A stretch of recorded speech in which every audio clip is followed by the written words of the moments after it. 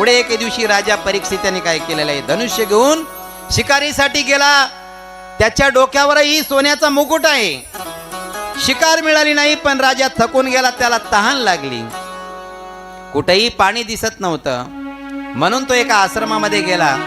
तो आश्रम शमीक ऋषीचा आश्रम होता. शमीक ऋषी समाधी लावून बसलेले होते. राजाला वाटलं समाधी खरी की खोटी, म्हणून काय करावं, यांची परीक्षा घ्यावी.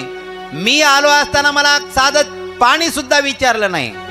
अतिथी देवो भव आपली संस्कृती आहे. आपल्याकडे कोणी येऊ त्याला चहा पाणी नाही तर नाही, निदान पाणी तरी विचारायचं. जेवण नाही दिलं तरी चालेल, पण चहा पाणी जर नाही केलं ना तर पाहुणा म्हणतो काही माणूस की नाही हो त्या माणसांना त्या गावच्या.